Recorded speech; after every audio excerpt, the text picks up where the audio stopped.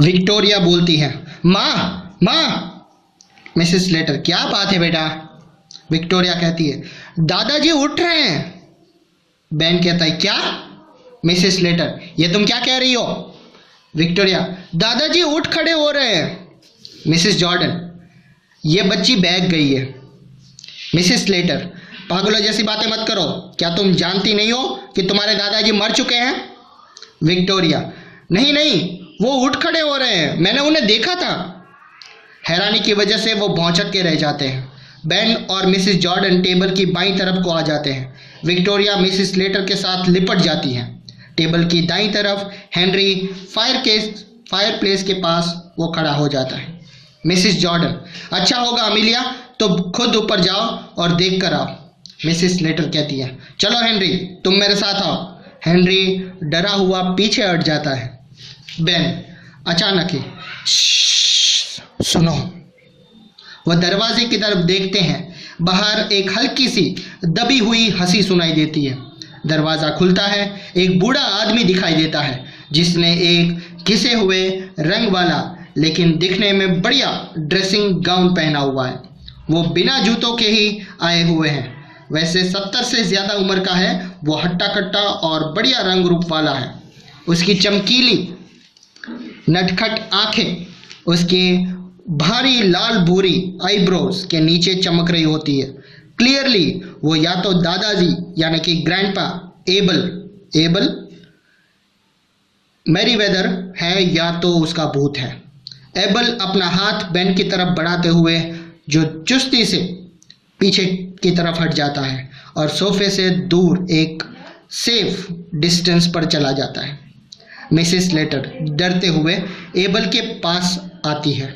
Grandpa, क्या ये तुम हो? वो उसे अपने हाथ से ये देखने के लिए ठहलती हैं कि क्या वो सॉलिड है, यानी कि वो जिंदा है या नहीं, या उसका कोई भूत है। अब एबल मैरीवेदर यानी कि उसके ग्रैंडपा यानी कि मिसेस स्लेटर और जॉर्डन के पिताजी। एबल फुसफुसाहट के कारण चिढ़ते हुए, ऑफ कोर्स ये मैं ही हूँ, ऐसा मत करो। मिलिया, इस छिछोरेपन से भला तुम्हारा क्या मतलब है? मिसेस स्लेटर दूसरों से, वो मरे नहीं है, देखो वो मरे नहीं है। बेन, ऐसा लगता नहीं है। एबल कहता है, लेज़ी, तुम बहुत देर से मिली नहीं हो और जब तुम आई हो तो तुम मुझे देखकर खुश नहीं लग रही हो। मिसेस जॉर्डन, पापा तुमने तो हमें डरा ही दिया था, क्या आप बिल्कुल ठीक हो? एबल उनके शब्दों को समझने की कोशिश करते हुए, अरे क्या? मिसेस जॉर्डन, क्या आप ठीक हो? एबल, हाँ मैं बिल्कुल ठीक हूँ, एक थोड़े सिरदर्द के अलावा सब कुछ ठीक है। मैं इस बात की शर्त लगाने को तैयार हूँ कि इस घर में से कब्रिस्तान को ले जाया जाने वाला मैं पहला व्यक्ति नहीं होऊंगा, यानी कि यहाँ पर हम जितने भी लोग खड़े हैं उसमें से मरने वाले लोग में मैं पहला नहीं होऊंगा। इतना मैं हेल्दी हूँ अभी। मुझे हमेशा ऐसा लगता है कि वो बैठा हुआ जो हेनरी है वो ज़रा सा भी हेल्दी नहीं है, वो पहले मरेगा। मिसेस जॉर्डन, हाँ मैंने कभी नहीं। एबल चलकर आराम कुर्सी के पास आ जाता है। हेनरी टेबल के आगे की तरफ होकर उससे दूर हट जाता है।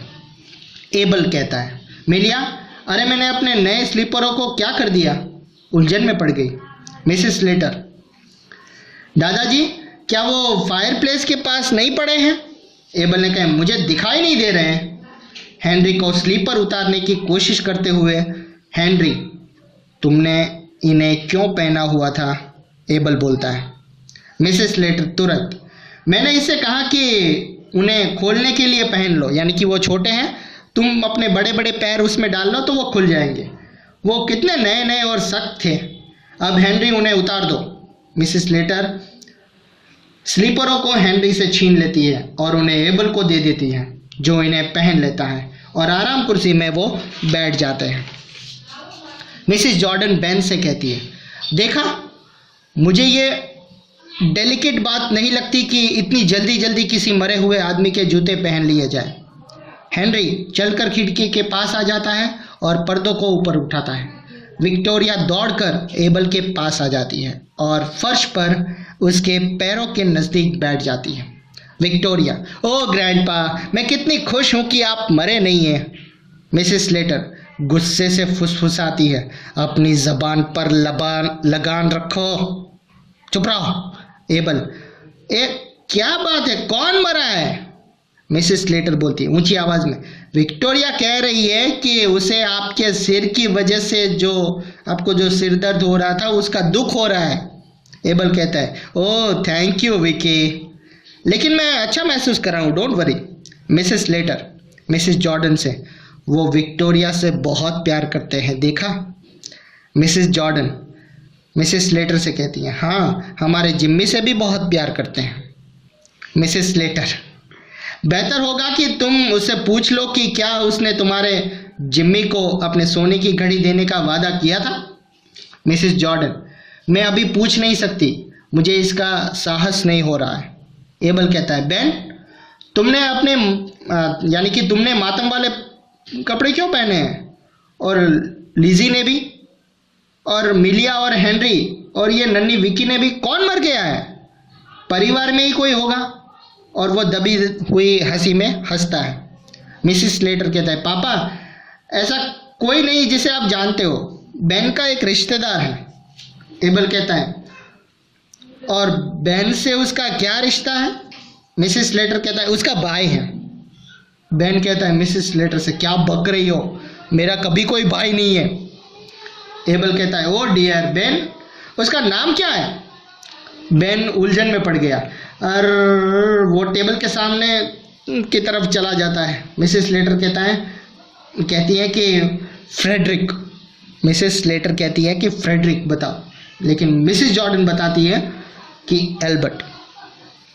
बेन बोलता है, फ्रेड एल्ब आइजैक। एबल कहता है, आइजैक? और तुम्हारे भाई आइजैक की डेथ कहाँ हुई? बेन कहता है, वहाँ ऑस्ट्रेलिया में। एबल कहता है, डियर वो तुमसे उम्र में बड़ा होगा है ना? हाँ 5 साल। एबल कहता है, अच्छा, क्या तुम उसके अंतिम संस्कार पर नहीं जा रहे हो? बेन कहता है, अरे हाँ। मिसेस स्लेटर और जॉर्डन दोनों एक साथ, नहीं।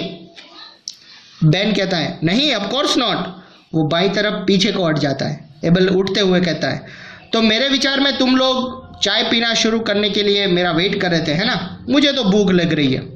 मिसेस स्लेटर केतली उठाते हुए कहती है, मैं चाय बना देती हूँ पापा। एबल कहता है, अब आओ तुम लोग बैठ जाओ और हम सब अच्छी बातें करें। एबल टेबल के सिरे की तरफ बैठ जाता है, दर्शकों की तरफ मुंह किए हुए। बेन और मिसेस जॉर्डन उसके बाईं तरफ है। विक्टोरिया एक कुर्सी ले आती हैं और एबल की बगल में बैठ जाती हैं।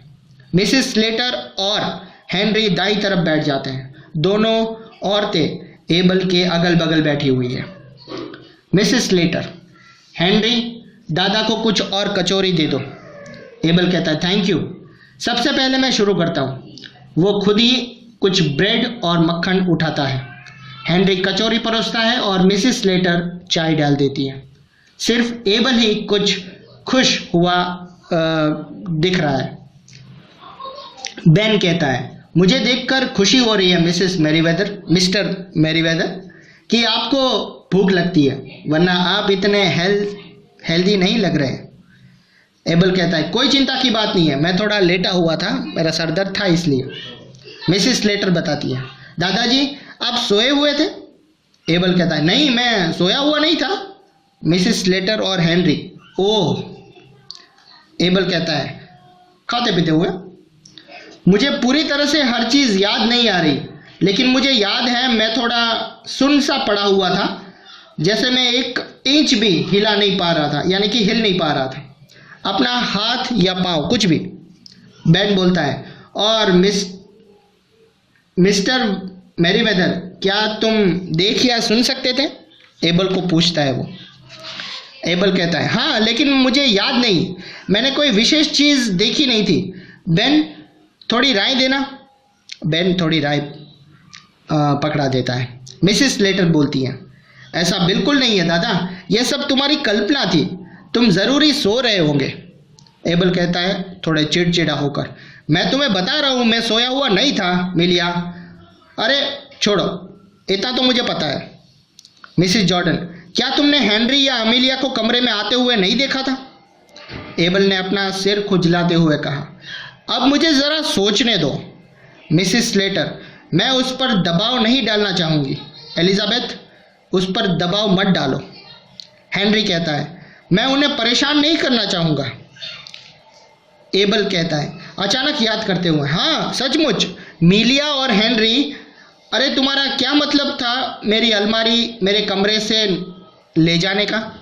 हेनरी और मिसिस स्लेटर चुप हो जाते, बिल्कुल चुप। क्या तुम सुन रहे हो? हेनरी, मिलिया, मैं तुमसे बात कर रहा हूँ। मिसिस जॉर्डन, कौन सी अलमारी पापा? एबल कहता है, क्यों, मेरी अलमारी, वही जो मैंने खरीदी थी। अलमारी की तरफ इशारा करते हुए बता रहे हैं, वो अलमारी। मिसिस जॉर्डन, क्या ये वही अलमारी है पापा? एबल कहता है, हाँ वही है। ये यहाँ क्या कर रही है? ओह, थोड़ी खामोशी। मेंटल पीस के ऊपर पड़ी घड़ी में 6 बजते हैं। हर कोई उसकी तरफ देखता है। मुझे लटका देना अगर वो घड़ी भी मेरी नहीं है तो। अरे बेड़ा गर्क, इस घर में क्या हो रहा है? थोड़ी खामोशी छा जाती है। बेन बोलता है, ओह धिक्कार है मिसिस जॉर्डन, मैं तुम्हें बताती हूँ इस घर में क्या हो रहा है पापा। डकैती हो रही है और कुछ नहीं हो रही है।